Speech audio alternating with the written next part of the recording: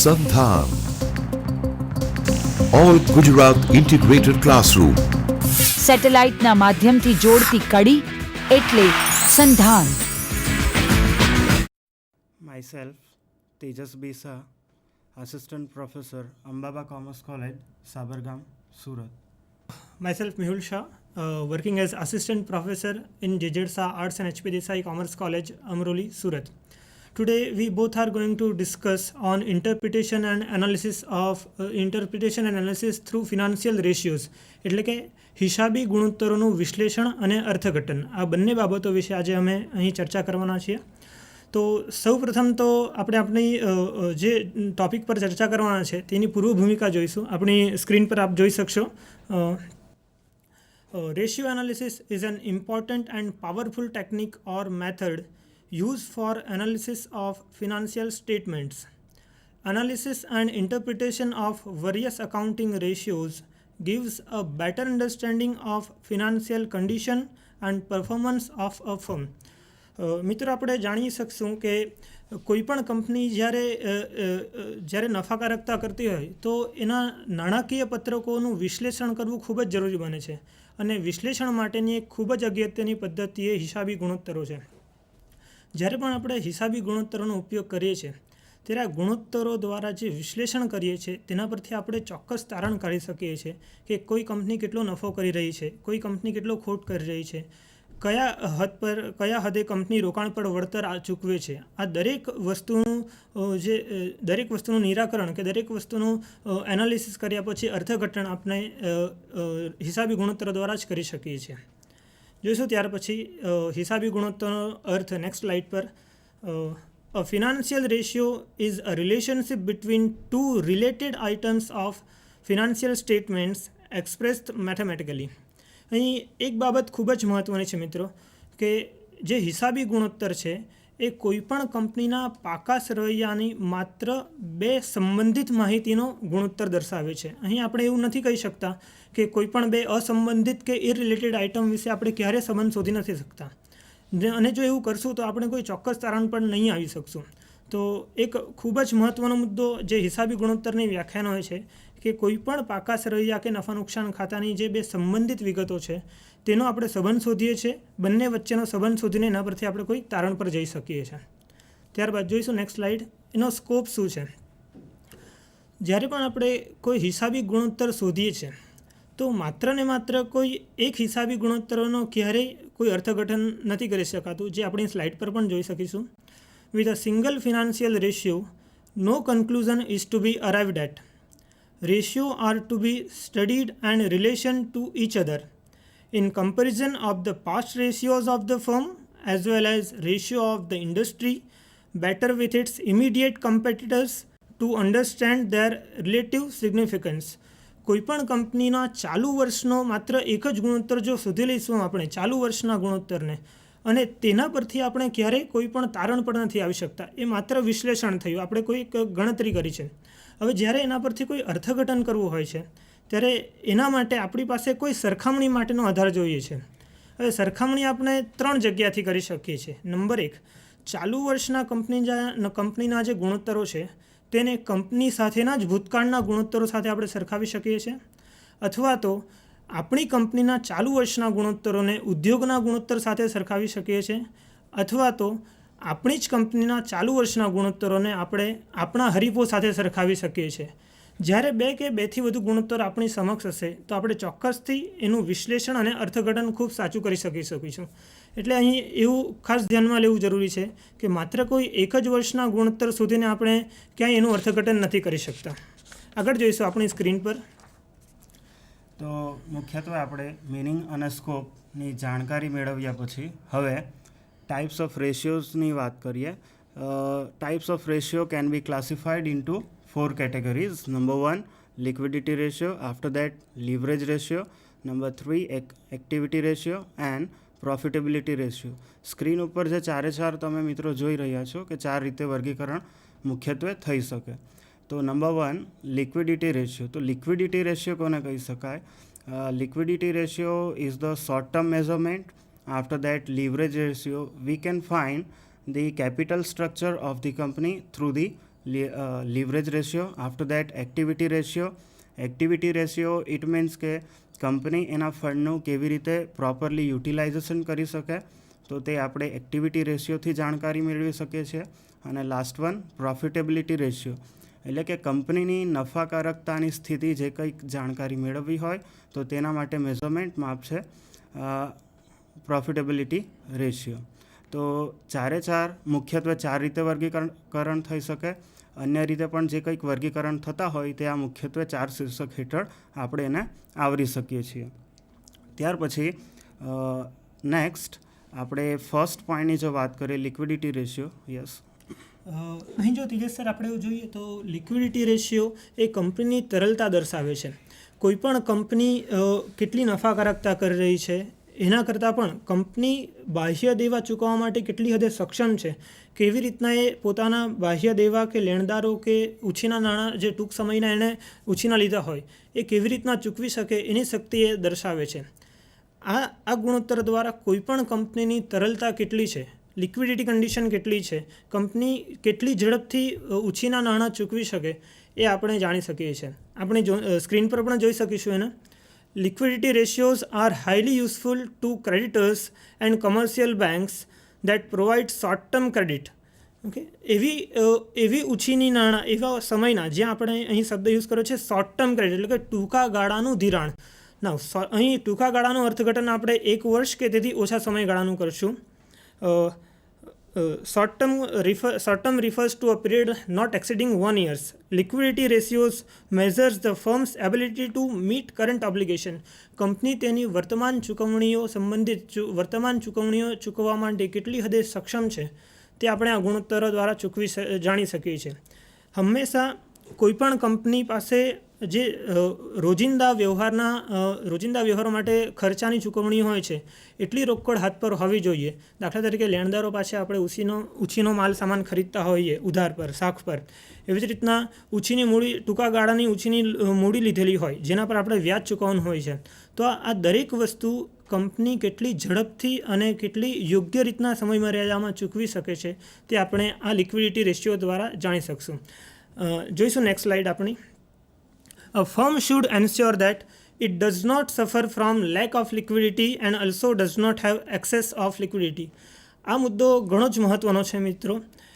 દાખલા તરીકે કોઈ 2 કંપની છે અને કોઈ એક કંપની પાસે ખૂબ જ ઘણી બધી તરલતા છે, નાણાં હાથ પર ઘણા બધા, કંપની પાસે હાથ પર ઘણી બધી શિલ્લક છે, અને બીજી કંપની એવી છે જેની પાસે હાથ પર થોડી પણ શિલ્લક નથી. આ બંને એક વિપરીત પરિસ્થિતિ છે અને બંને જ પરિસ્થિતિ અનિચ્છનીય છે. કારણ કે જે કંપની પાસે ખૂબ જ વધુ નાણાં છે તે એ નાણાંનો યોગ્ય ઉપયોગ નથી કરી શકતી અને યોગ્ય રીતના એનું રોકાણ નથી કરી શકતી. બીજી બાજુ જે કંપની પાસે નાણાકીય તરલતા ખૂબ જ ઓછી છે તેવી કંપનીઓને જ્યારે પણ દેવા ચૂકવવાના આવશે ત્યારે એ કંપની ખૂબ જ કપરી પરિસ્થિતિમાં મુકાશે, એની શાખ પણ જોખમાં હશે. તો અહીં આ બંને જ જે પરિસ્થિતિઓ છે, વધુ તરલતા અને ઓછી તરલતા, આ ખૂબ જ અયોગ્ય પરિસ્થિતિ છે. એટલે જો એવું કહી શકાય કે કોઈપણ કંપનીની પાસે સરેરાશ તરલતા હોય તો એક આદર્શ કંપની છે એવું કહી શકાય. જોઈશું ત્યારબાદ આપણે લિક્વિડિટી રેશિયોઝના કયા રેશિયો તેમાં સમાવી શકીશું તેની ચર્ચા વધુમાં તેજસભાઈ કરશે. તો લિક્વિડિટી રેશિયો વિશે જે કંઈક જાણકારી મેળવી, આપણો ફર્સ્ટ પેલું શીર્ષક જે જોયું તો કે લિક્વિડિટી રેશિયો જે છે મુખ્યત્વે 2 વિભાગમાં વર્ગીકરણ કરી શકીએ. નંબર 1 કરંટ રેશિયો અને નંબર 2 લિક્વિડ રેશિયો. તો કે કરંટ રેશિયો કોને કહી શકાય અને લિક્વિડ રેશિયો કોને કહી શકાય? તો કે current ratio is a relationship between current assets end current liabilities. And liquid ratio is a relationship between liquid assets and liquid liability. તો સ્ક્રીન પર આપણે જોઈએ સૌ પ્રથમ તો current ratio formula. Current ratio is equal to current assets divided by current liability. ચાલુ મિલકતોને ચાલુ જવાબદારીઓ વડે ભાગાકાર કરવાથી આપણને ચાલુ મિલકતનો ગુણોત્તર જે છે તે આપણે મેળવી શકીશું. હવે સૌ પ્રથમ અહીંયા કરંટ એસેટ્સ અને કરંટ લાયબિલિટી વિશે પણ જાણકારી મેળવવી ખૂબ અગત્યની અને જરૂરી છે. એવી કઈ વિગતો છે કે જેને આપણે કરંટ એસેટ્સમાં સમાવી શકીએ અને કરંટ લાયબિલિટીઝમાં એનો સમાવેશ કરી શકીએ? તો હવે તમે અહીંયા સ્લાઇડ ઉપર જોઈ શકશો કરંટ એસેટ્સ અને કરંટ લાયબિલિટીઝ વિશે વધુ ઉદાહરણ તો કે કરંટ એસેટ્સમાં ઉદાહરણ તમે જોઈ શકો છો સ્ક્રીન પર. કેશ ઇન હેન્ડ એટલે કે હાથ પર રોકડ હોય, કેશ એટ બેંક બેંકમાં જે કંઈક સિલક હોય, marketable securities short term investment ટૂંકા ગાળાના જે કંઈક રોકાણો છે, ટૂંકા ગાળાની આગળ જે વાત કરી એટલે કે વાર્ષિક કે 1 વર્ષથી ઓછી સમયગાળાની જે કંઈક આપણું ઇન્વેસ્ટમેન્ટ રોકાણ હોય તેને આપણે શોર્ટ ટર્મ ટૂંકા ગાળાનું રોકાણ કહી શકશું. ત્યાર પછી સન્ડ્રી ડેટર્સ, બિલ્સ રિસીવેબલ, ઇન્વેન્ટરી જે માલ સામગ્રી છે તે 3 પ્રકારની માલ સામગ્રી, raw material, work in progress, finished goods એટલે કે છેલ્લો તૈયાર માલનો આખરનો સ્ટોક, પ્રીપેડ એક્સપેન્સ અગાઉથી ચૂકવેલ ખર્ચ, એડવાન્સ ટેક્સ પેડ અગાઉથી કોઈક ખર્ચની ચૂકવણી કરી હોય, એક્રુડ ઇન્કમ એટલે લેણી થયેલો કોઈ પણ આવક. અહીં તેજસભાઈ એક બાબત ધ્યાનમાં રાખવા જેવી છે. આપણે સામાન્ય રીતના આપણે જે રોકાણો હોય છે એના માટે પાકા શ્રેણીમાં ચોક્કસથી એક અલગ હેડ હોય છે, પરંતુ અહીં આપણે જે કરંટ અસેટ્સમાં એક હેડ જોયું ત્યાં છે શોર્ટ ટર્મ ઇન્વેસ્ટમેન્ટ. એટલે આ એક બાબત ધ્યાનમાં રાખવા જેવી છે. જે ટૂંકા ગાળાના રોકાણો છે એનો ચોક્કસપણે આપણે કરંટ અસેટ્સ એટલે કે ચાલુ મિલકતમાં સમાવેશ કરવાનો છે, કારણ કે આપણે એની વ્યાખ્યામાં પણ જોઈ ગયા કે શોર્ટ ટર્મ સમયગાળો એટલે કે જે 1 વર્ષથી ઓછો સમયગાળો છે એવી દરેક પ્રકારની મિલકતોનો આપણે ચાલુ મિલકતમાં સમાવેશ કરશું. આગળ જોઈશું કે કરંટ લાયબિલિટીઝમાં કઈ કઈ વિગતોનો સમાવેશ થશે. સ્ક્રીન ઉપર ફરીથી તમે લાયબિલિટી જવાબદારી વિશે જોઈ શકો છો. તો કે જે રીતે આપણે ચાલુ મિલકતોની વાત કરી તો તે જ રીતે ચાલુ જવાબદારીના ઉદાહરણો તમે જોઈ શકો, જેમ કે sundry creditors, bills payable, bank overdraft, ત્યાર પછી આઉટસ્ટેન્ડિંગ એક્સપેન્સ કોઈ ચૂકવવાના બાકી ખર્ચા હોય, income tax payable income tax ચૂકવવાનો બાકી હોય તો તે એક પ્રકારની જવાબદારી બનશે અહીંયા ટૂંકા ગાળાની, અને ડિવિડન્ડ પેએબલ કોઈ કંપનીએ ચૂકવવાનું ડિવિડન્ડ હોય તો એ ચૂકવવાની ટૂંકા ગાળાની જવાબદારી છે. તો તે અહીં મિત્રો તમને ખ્યાલ આવ્યો હશે ચોક્કસથી કરંટ એસેટ્સ અને કરંટ લાયબિલિટી વિશે. તો હવે આ તરફ આગળ વધીએ. કરંટ એસેટ્સ પછી આપણે કરંટ લાયબિલિટી એ વિશેનો પોઈન્ટ જોયો, અને આગળ એથી વધુ વિશેષ શ્રી મેહુલભાઈ જણાવશે તમને. મિત્રો, આ થયું કે ચાલુ મિલકત અને ચાલુ દેવા આ બંનેનો ચાલુ ગુણોત્તરને આપણે ફક્ત હજુ સમજ્યો છે. હવે જે પણ ચાલુ ગુણોત્તરનો જવાબ આવશે એનું અર્થઘટન કેવી રીતના કરશું તો એ પણ સમજવું અહીં ખૂબ જરૂરી છે. સામાન્ય રીતના it is ideal condition that current ratio is 2:1 એટલે કે 1 રૂપિયાની ચાલુ જવાબદારીની સામે 2 રૂપિયાની જો ચાલુ મિલકત હોય તો કોઈપણ કંપનીની આદર્શ પરિસ્થિતિ ગણી શકાય છે, જે આપણે સ્ક્રીન પર જોઈ શકશો. As a conventional rule current ratio of 2:1 is considered satisfactory. The rule is based on the logic that in the worst condition, even if the value of current assets become half, the firm will be able to meet its obligation fully. એવી કપરી પરિસ્થિતિ હોય કે જ્યારે કંપનીની ચાલુ મિલકતોના ભાવ અડધા થઈ જાય તો પણ કંપનીની ચાલુ જવાબદારીને પહોંચી વળવા માટે સંપૂર્ણપણે સક્ષમ હશે. એટલે આ ચાલુ ગુણોત્તરનું અર્થઘટન છે. હવે સામાન્ય સંજોગોમાં આપણે જે 2:1નું આદર્શ પ્રમાણ કહ્યું હતું ત્યારે કેટલીક કંપનીઓમાં આ ગુણોત્તર 2:1થી વધુ પણ હોય છે અને કેટલીક કંપનીઓમાં 2:1થી ઓછો પણ હોય છે. તો સીધી રીતના આપણે એવું ચોક્કસ તારણ નથી કહી શકતા કે જેનો ગુણોત્તર સૌથી વધુ છે તેની કન્ડિશન સારી છે અને જેનો ગુણોત્તર નીચો છે કંપનીની તરલતા ઓછી છે. આવું અર્થઘટન કે કન્ક્લુઝન આપતા પહેલાં સૌથી પહેલાં આપણે એવું જોવું પડશે કે જે તે કંપનીની ચાલુ મિલકતોમાં કઈ કઈ વિગતોનો સમાવેશ થાય છે. જો કોઈ કંપનીના દેવાદારો ખૂબ બધા હોય અને એ દેવાદારો પાસેથી પૈસા વસૂલ ન થતા હોય તો સામાન્ય સંજોગોમાં એનો ચાલુ ગુણોત્તર ખૂબ વધુ હશે. જ્યારે બીજી કંપની હોય છે જેનો દેવાદાર કે સ્ટોકની કિંમત ઓછી છે છતાં પણ એનો ચાલુ ગુણોત્તર ઓછો હશે, પરંતુ બંને કંપનીનો ચાલુ ગુણોત્તર ખૂબ ડિફરન્સ અલગ અલગ પરિસ્થિતિ દેખાશે. આમ છતાં પણ આપણે એવું નહીં કહી શકીએ કે પ્રથમ કંપનીનો ચાલુ ગુણોત્તર વધુ હોવાથી એની તરલતા ખૂબ સારી છે, જ્યારે બીજી કંપનીનો ચાલુ ગુણોત્તર ઓછો હોવાથી તેની તરલતા ઓછી છે. જોઈશું આપણે નેક્સ્ટ. ત્યારબાદ બીજો રેશિયો છે.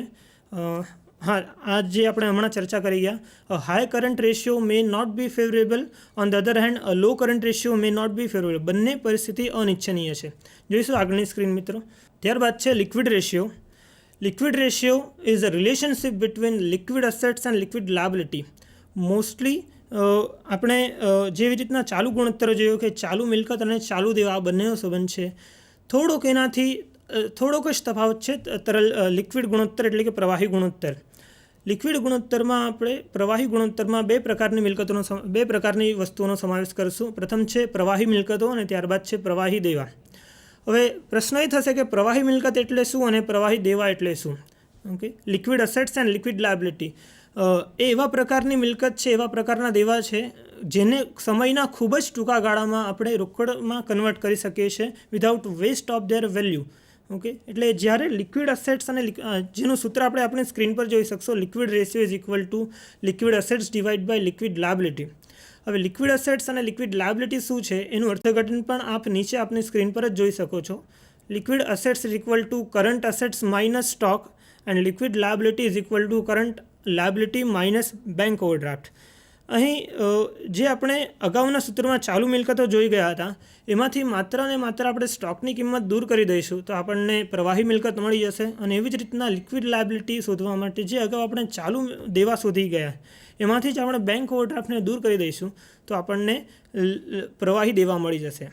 ઓકે, તો મેહુલભાઈ તમે જે રીતે કીધું તે જ રીતે કે કરંટ એસેટ્સ અને કરંટ લાયબિલિટીનો જો આપણને ચોક્કસથી ખ્યાલ હોય તો તેમાંથી આપણે સ્ટોક માઇનસ કરીએ તો આપણને લિક્વિડ એસેટ્સ મળી શકે. અને તે જ રીતે કરંટ આપણે લિક્વિડ લાયબિલિટી શોધવી હોય તો કરંટ લાયબિલિટી વિશે વ્યવસ્થિત ખ્યાલ હોય તો તેમાંથી બેંક ઓવરડ્રાફ્ટ દૂર કરતાં આપણે લિક્વિડ લાયબિલિટી મેળવી શકીએ. ઓકે, ચાલો તો એ તરફથી આગળ વધતા હવે જે રીતે કરંટ રેશિયોમાં વાત કરી કે 2:1 આઇડલ રેશિયો હોવો જોઈએ, તો તે જ રીતે લિક્વિડ રેશિયોની જો વાત કરીએ તો સ્ક્રીન પર તમે જોઈ શકો છો મિત્રો, liquid ratio best ideal for the liquid ratio is the 1:1 normally considered satisfactory. એટલે કે એક આદર્શ ગુણોત્તર પ્રવાહી રેશિયો માટે 1:1 હોઈ શકે. However form with the ratio of more than 1:1 need not to be liquid, and those having less than the standard need not necessarily be liquid. એટલે કે એકથી વધુ હોવો એ પણ યોગ્ય નહીં કહી શકાય અને એકથી ઓછો હોય તો એ પણ યોગ્ય નહીં કહી શકાય. એક આદર્શ ગુણો